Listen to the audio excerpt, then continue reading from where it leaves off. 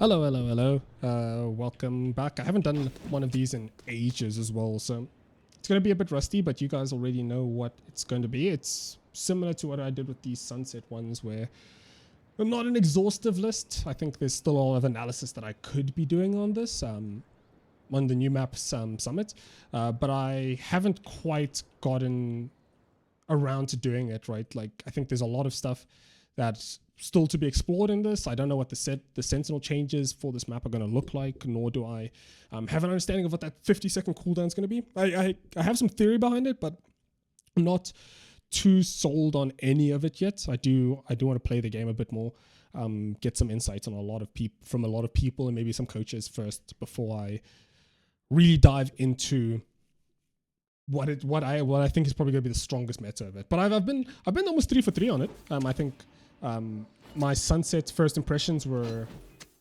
pretty spot on for what I expected the map to be playing like, and then also similar with Corrode, because I did sort of anticipate that double controller due to just the sort of length of it, right? So yeah, so let's talk about Sunset, or Summit rather, the brand new map. It is set in Sage's homeland, one of the more colorful ones. It's rather pretty if I do say so myself, but the first thing that you will notice is there's a lot of air above a lot of these spots. That's one of the big things that I recognized at first. It's a lot of open air areas, right? It feels very, I like to call them arena style maps, where there is a lot of opportunities for stuff to land above you, especially if you're defending. I haven't even tested it, but I suspect that this entire shelf here is Fade Eye landable. Fade Eyes can land on that shelf. But as a result of everything being so high walled, there are opportunities to just get underneath a lot of that util, especially if Fade Eyes and stuff are landing over there. But that's the first thing that I thought of. But let's go through it. I have a couple of notes that I want to work through. So my general impressions, we'll start there. I think what I want to do is segment this into 4 sections. I want to do general, I want to do defense first impressions, attack side first impressions, and then also agents that I think would be pretty decent on this map. So a couple of defensive side stuff, or general stuff, is this map feels giga wide. And when I say wide, I mean from this corner all the way on A side, all the way to this corner on B side, from this corner of A side to the other side of the map on B as well. The entirety of mid feels very wide, from tiles to bend. A main to B main feels like there's very few interaction, very little interaction. It's very, very wide. You can play, if you're playing a normal default, attackers feel oftentimes compressed towards the middle, but defenders, if you're playing defaulty, you tend to feel very, very isolated, because the distance between you and your friend is going to be rather scattered unless you play with each other, but then you're exposing a lot of these major gaps being stuff like this space here, which is A-Link. A-Link is this whole bend area, similar to if you are playing from top mid. Let me take barriers down. If you're playing from top mid and you're playing into this mid bend, you're very isolated from each other. It's not like the Corrode situation. Well, I oftentimes had a lot of similarities to Corrode, but there's very few interaction there, right? There's very little interaction between each other, because in Corrode you can just jump. Remember, you can jump down from that box, and then you could spam with the recon that landed behind. You can't really do that here. This is all solid walls. So if someone's playing A elbow and someone's playing top mid, the only way to help each other is to just rotate through that mid link or top window area. And while I'm on that Corrode similarity, similar to Corrode, in my opinion, is this section here. This is what my first opinion was. It was similar to Corrode and Split, but there's a lot of distinct changes. Stuff like this means that A split and mid player are very isolated from each other. Secondly, in Corrode, this wall was closer, I think, to that mid connector area, and then this line went straight to site. So you would oftentimes, if you played against that back wall, line up straight into the sight line, right? And you can catch those A main plays. You can't do that on B.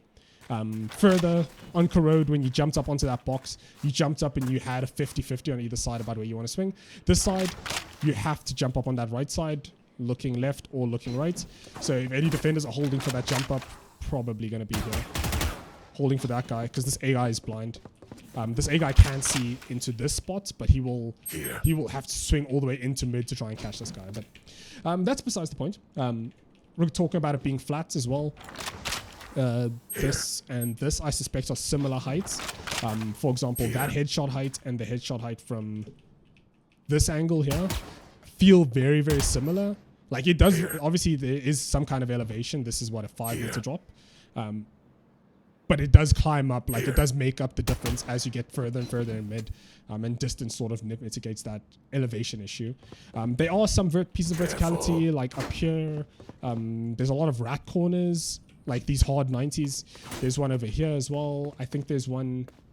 This isn't really that high, so you are kind of at headshot level. It's an easy adjust. Yeah, not a lot of opportunities to just play on top of these boxes. Even here, it's relatively flat. Even on site, like everything that is exposed, besides this B site, we'll talk about it as a defender as well. And I do have like a bit of a rant about these doors. But this is, I think, the most elevated spot of the entire map. Furthermore, like the only way to get to it is by this rope, and then the only way to get down from it is either through this window or down this drop, like into the one on Lotus. So it's very committal to get down here. Okay, so. That's the first one in terms of general. The second one is like it does feel very claustrophobic. I did speak about how open air everything feels, but this feels very... The analogy that I give is it feels like a mix between A main on Ascent and B hole and holes on Abyss. Right? Everything feels like a corridor, and while I'm talking about it, like I'll just walk through. Everything feels like a corridor. There's a lot of these hard 90s that you have to clear. Besides this mid space, everything is just corridor based along like basic everything. This is a huge open space. Someone can play behind here, sure, with some cover from main, but then after you transition from this, you're straight into another corridor. Right? All of these corridors are like very, very vertical, and a lot of just straight up dueling and fighting in these really tight spaces, right? So even this A site area, after you come out of this open space, straight into another like maze and micro problem solving situation, right? So it's very, very claustrophobic. I think you can get away with it by just doing a lot of reconning and stuff, but I think there's going to be, if you want to be doing a lot of this scaling, you just want to be starting as far up as physically possible and clearing less angles as often as possible, or playing wide to make sure you don't have to re-clear into certain spaces. But it's going to be like jump scare territory, I suspect. Speaking of which, talking about like it from a general attacking standpoint or general like flow of map, all of these situations are going to be mains. All of these main situations are going to be very, very defender focused. I think defenders just get a lot of control over these mains just innately. They just control these mains almost instantly. Like the orbs are basically on barrier. Defender takes 1, 2, 3 and they're on this angle. Meanwhile, an attacker whose barrier is more or less, I think, here-ish, is 1, 2, 3 and then on this angle. And by then someone is already maybe out wide. Contact into swing chamber TP out, you know, like, or even veto TP or even omen TP. There's a lot of options for defenders when it comes to dealing with these. So, but that's on the mains. I think mains are very defender sided, and attackers have to do a lot of work for it. But conversely, to balance things out, I think mid is very attacker favored. Attackers can just, with minimal investments, they can just walk all the way up into here and boom, you're suddenly into an A split. You know, you smoke off this spot like you do a Sense Cat, and you just hold for bot mid, and suddenly you're into a B split. You break this door and it's a B split without contest. So that's my opinion on the general ideas of things. To recap, I think it's a very flat map. Besides these like sections of verticality, there's not as much variance in terms of depth. You're not going into a site and looking down on Ascent lane, or even going through heaven and coming down Ascent B, or Abyss A sites, looking down onto site from multiple angles. very, very similar to Sunset in that sense. Like it's rather flat. Everything is, I think it's probably flatter than Sunset, but don't quote me on it. This is first impression. So, yeah, also flash zones everywhere, but that's just by the nature of everything being Corrode, all right. Okay, so now let's get into a couple of conversations about the macro. I want to talk about the defensive side macro first. I think this is going to be, I think we're in retake meta. I suspect we're in heavy retake meta. The Initiators getting a bit more util to play with, and this map kind of being a micro problem solve for all of the attackers means that certain space is just going to be very favored towards attackers or towards defenders when it comes to retake. Further, the thing I want to address is the amount of choke points. I feel like this map is very retake intensive. Like I mentioned, the rotate from, well, if I haven't mentioned it before, but the rotate from this corner all the way to, from A cave all the way to B drop is 23 seconds. So if you knife out all the way through spawn into CT, that's 23 seconds. I think that rivals ascent in terms of like the defensive rotate. So I think defenders will oftentimes beat you to that rotate before the attackers can, because the defenders only really have to contest with the horizontal nature of the map. Meanwhile, if an attacker wants to cancel a hit from A, they have to deal with the vertical into spawn and then the vertical again to scale up once again. So the defenders have a lot of easier of a retake when it comes to it. Further, or rotate rather, to beat attackers to the sites. Further, the opportunities for defenders to retake are numerous, right? Excluding this door, which is the current gimmick on this map, there's 3 doors on it. Defenders on A sides have 1, 2, 3 opportunities to retake towards that A side of the map. And then on the B side of the map, they have 1, 2, 3, 4 plus the drop, right? Heaven plus the drop makes 4 opportunities to retake. By closing this door, you oftentimes remove an opportunity for the defenders to rotate onto certain spaces and mitigate the opportunities for it. But at the same time, you also presenting new problems, specifically with stuff like Killjoy potentially being very viable on this map. For my first impressions, A site is giga annoying.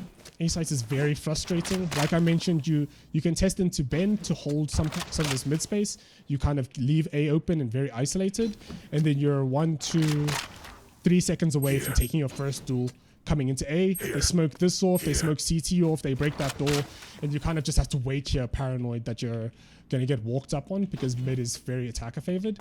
And if you want to get into CT from Link, you have to go all the way into halls, all the way into spawn, re-wrap again, into halls, into CT. This door is closed. You can't get out there. So you have to come all the way around here to come out into this problem here. Heaven forbid this is smoked, right? If this is smoked like something like this. Cover going out. Right, you're kind of in a really bad spot. Because this guy can just hold. No one's going to hold this, but someone can just hold like this. Someone can just hold like this, because then they're safest from this player, you know? They can just hold the smoke super tight. And then having coverage from this guy who's playing on the right side. So, and then similar situation, someone just smokes you off in halls, and because it's a flash zone, because everything's a corridor, you back up as much as possible. I can't back up onto this box, because then maybe you can back up to the box. Hold this angle, but then if someone comes underneath you and clears this off a flash, you're kind of cooked. So then your A retake is holding like this, like in CT if they smoke these spots, and even holding the smokes. And if they break that door, heaven forbid. If this door is not broken, and you do have an opportunity to play into this door, this A hold is very, very free. It's very, very fun as well. I've been considering stuff like having an Omen blinding through here, having Cypher trips that sit like along this wall that maybe catch the edges here. Stuff that forces someone to retake. They break that mount, they break the trip, and then you just smoke and blind. Something to that effect, right? There's a lot of options for A hold, but A retake is quite annoying. Conversely, a B retake seems ridiculously free. Just on the eye test, it feels so free, because let's say they smoke you off on this side, you can do some kind of smoke like this, Shadows traveling. and then you can just come out into the space. And you can just wrap around, similar to what you do on Lotus as an attacker. You just wrap around, bisect absolutely everything. Isolated main. Okay, I've isolated main, cleared out all of this space. Then they have to play Ring Around Rosie because there's not a lot of boxes to play on site. There's might be someone here, a dart or recon lands somewhat behind them, or even a seize that lands on either end of them to reveal if that someone's there and then tug them out into the open. Plus a main smoke. B retake is relatively free. I saw plants that like people are planting here for main. I think that causes problems because you can't hold it from here, and the only other option you have is to hold it from here or just to blind hold from the center of the map. So B retake is really, really free. A retake is very, very annoying. Right. Moving on to attacker side of things. I think the first impression I had when I was playing this is this A fight comes at you, this B fight comes at you ridiculously quick. Right, if they're playing like the double dive or any kind of run it down comp, I'm thinking fade raise, neon fade, waylay something, you know? They can just, this fight comes at you instantly. Like stomp, stomp, stomp, here's a flash, you're out of B main. You're not playing here. They come through, they clear this, and this is, because this is not a hard 90, there's no real spot to play besides just taking this fight, but odds are you're just going to get full swung here and you're just going to leave anyway. So that B main fight is ridiculously hard to go for, and you're going to be forced into a mid pivot anyway. But then if you're playing through here, you're going to kind of get pressured out into mid to take a fight you don't want to take. Heaven forbid there's an operator here, unless you smoke this off and you can fast pivot into A.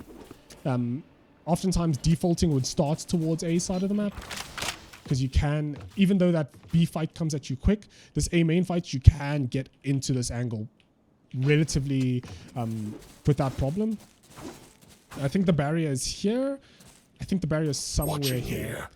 So you as an attacker can just contact up into it. Defenders have to take a bit more time to get into this space, but you can just get in control of this main early, but you won't have control of all of this other space. Right, so you will have basically an early peek into this if someone tries to go for it. And you can, I think, rush to get this orb as well. But you will be entirely blind if someone sets up on this side of things. Especially because of this corner, Chamber can just put his rendezvous in that corner. You play on this edge and actually just take early fights, give early aggro, the smoke comes down, now you have to try and re-clear the smoke, you come out, hit a Cypher trip, there's an Omen blind that comes through.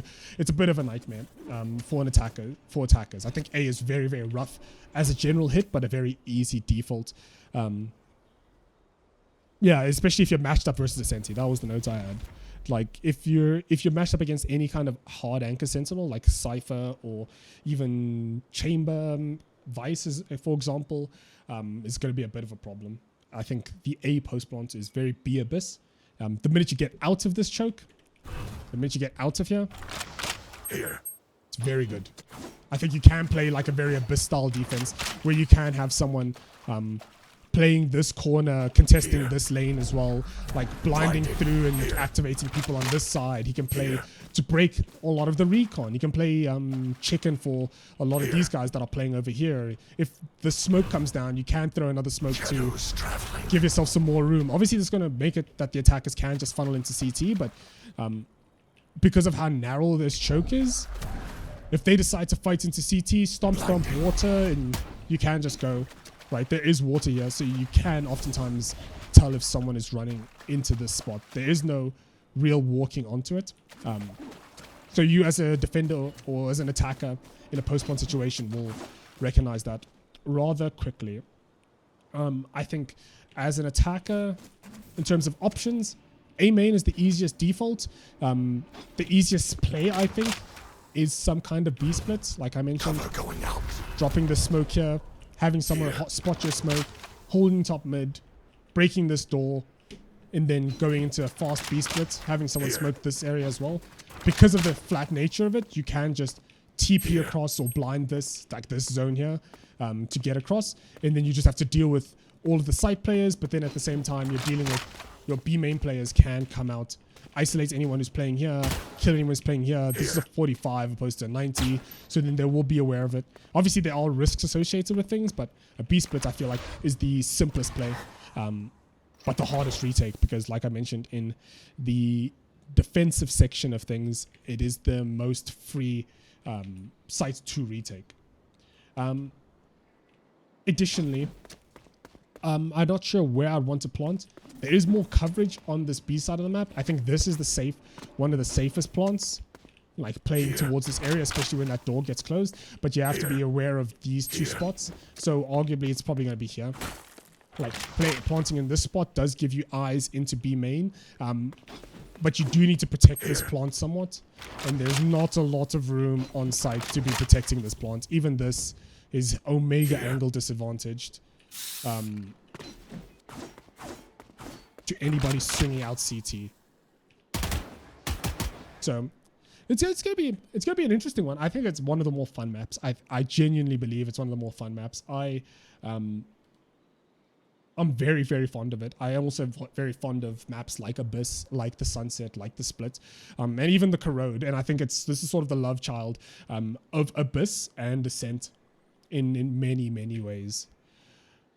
Okay, I want to go into Valor plants because I do want to talk about some agents that I think are going to be really, really good on this map. I think going from class to class, I think that if I'm going towards the Duellist class, I think Neon still has a place. I think Raze is probably really, really good on this. I think your other options would be that Phoenix, that Yoru, and the ISO. And these would probably be my like S tier picks for it. If you want to be leaning more towards the double initiator, having a lot of room for a lot of util for these characters, and you can just play very contact angles for your single dive is really, really good. But if you're not going to play the double initiator, I think flexing towards the Yoru, the Phoenix, and the ISO do have their place in this meta. I think Waylay and Jet a bit outclassed because Chamber can do what they want to, but you can pair them in that, like any combination with one of these other duelists.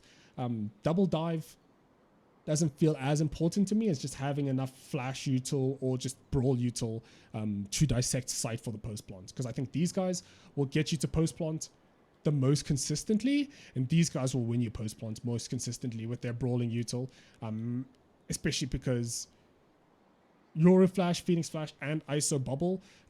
ISO Bubble gives you the chance to fight, especially on B sides of the map or A sides of the map. Yoru Flash gives you an opportunity to just disengage and brawl at the same time. And then Phoenix Run It Back is arguably one of the strongest ultis in the game. Moving on to Initiators, I think Fade is really, really good. I think Sky is going to be really, really good. And I think Teo. I think these three are going to be excellent S tier, top of the barrel in terms of initiators. The reason why I'm thinking about these is because in terms of initiator util, I'm indexing a lot more on sort of Doppler scanning styles of initiation here. And when I say Doppler scanning, I mean if I were to take Fade here and I were to take Killjoy, and let's say I put Killjoy's ulti on Fade, right? The idea is Fade, the way Fade works in terms of recon is that Fade clears out this close bubble first, clears out the second bubble first, and then clears out that bigger bubble third, right? Similar with Sky Dogs and everything, right? So you can just sort of anchor around your initiator to be doing a lot of the around these three initiators to be doing a lot of their Doppler or a lot of the recon around these tight corners, because like I mentioned, very, very claustrophobic, right? Having Fade pathing to clear all of this, and clear all of that main space, and then having a Fade Eye to clear the bigger area onto this, and then having a secondary dog to clear all of this space towards backside, I think makes a very effective B hit. It's obviously lots of util. You can even throw Fade Seas or whatever here, so lots of util, but like I mentioned, open air, you can get a lot of value out of Fade. Similar with Skydog, this is leaning more into that flash zone identity, right? We spoke about how if you get caught in a link, if you get caught in the A link of the area of the map and you're trying to retake into this, you are pretty hard pressed because there's no real backing up into space, especially if a smoke happens here. So when this crossfire is very easily dissected and broken up by Sky, if Sky decides, hey, we want to fight into CT to rob one of these three areas, these 3 retake spots or 3 retake lanes from the defenders. Sky can just pop into this and rob one of these lanes. Hell, Sky can even pop into here to rob one of this, which forces defenders to funnel through here or do the long trek to get all the way around and flank. And then Teo, most importantly, I think Teo arguably is going to be S tier on this map. And as a result, if Teo's S tier, then breaches might creep their way back into meta with the changes to recharge util. But the idea is Teo, with his stealth drone, can get onto site and then bisect one of these. And then if Teo spots someone, he can make it very, very tricky. If a defender tries to leave towards CT, Teo can just flush them out, force a fight, or even dissuade any floods into these critical areas. I'm thinking similar situation into spaces like this. Like Teo can just salvo and then force a refight with the flash. You can special delivery to get you out of really tight spots. And then most importantly, Teo Armageddon, I think, is best in slot for most plants, depending on where you want to go with it. Hell, I could even argue you can even transition that into this. You know, force them out of CT entirely with your Teo salvo. And that's Initiators. That's like, those are my opinions on Initiators. I think these 4 are going to be really potent. I think these 5, if we're still in double dive, is going to be extremely strong. Moving on to, let's move on to controllers. Oh yeah, let's move on to Sentinels. Actually, I want to talk about Sentinels. In terms of Sentinels, I think we have 2 Sentinels have been buffed. A lot of changes. Killjoy got more duration to put. The idea is a lot of Sentinels are being buffed to give them a lot more anchor capability. So the Sentinels that I think are S tier this patch, or S tier on this map specifically, I think Vice, if we're in Neon meta, obviously this is in a pro play context, not necessarily in a ranked context. I think Vice, if we're in any kind of Neon meta, is probably going to be pretty high up there. I think Cypher, if we're playing into a more contact heavy, like Phoenix plus dive, Yoru plus dive, ISO plus dive, Phoenix is going to be, or Cypher is going to be really good at dicing up metas. Chamber is always good. I think Chamber, if you have enough micro, if we're in a very micro intensive meta, Chamber is going to be really, really good. So these are my top 3 picks for Sentinels on this map. In terms of the sleeper agents, and the agents that I think are good if we put in a bit of prep work, are going to be Killjoy and Vito.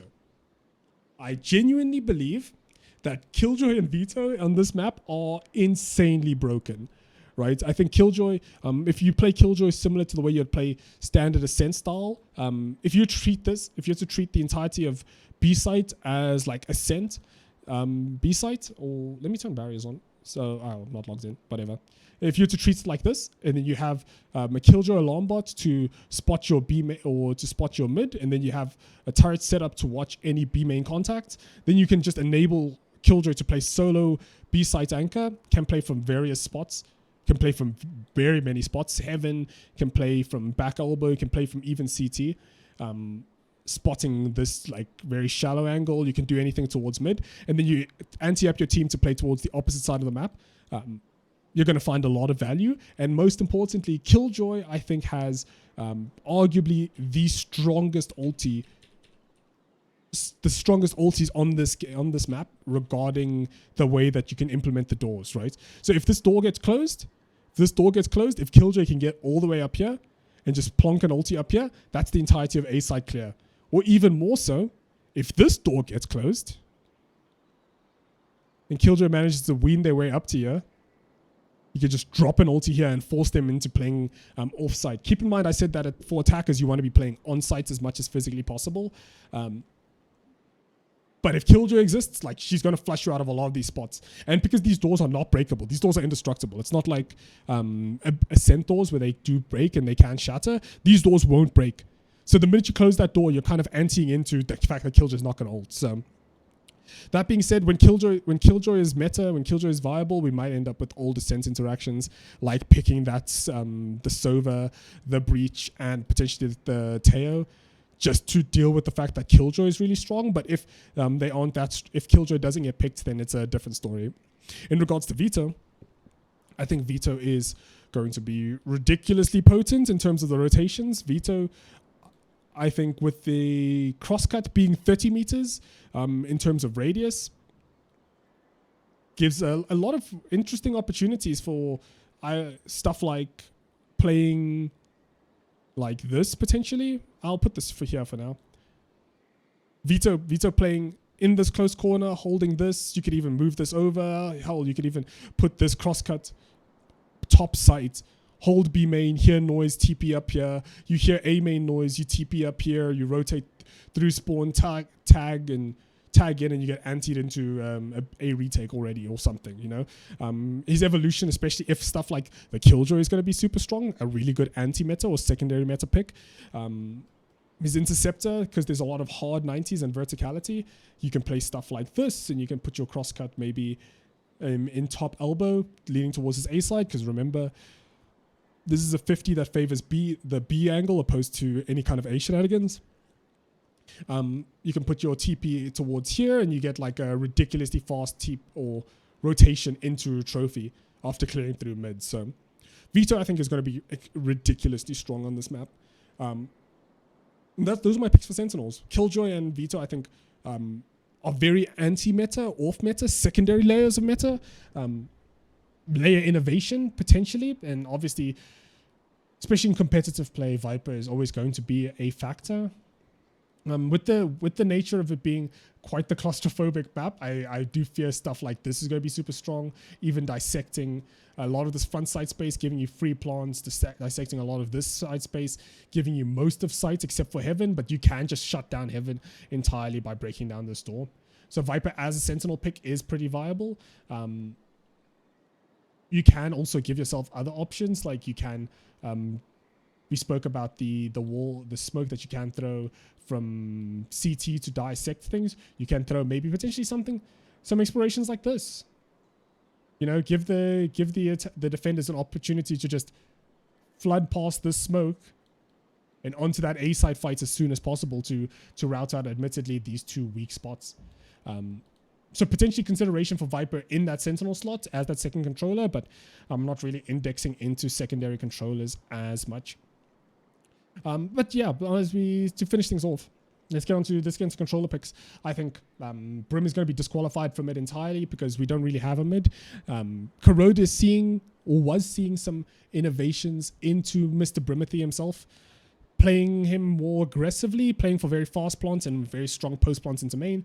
But like I mentioned, a lot of these post plants, unless you're planting in this box here, and I guess maybe here, you're not going to get much main value. There's no real protection. There's no box like there was on Sunset where you can just play front side main.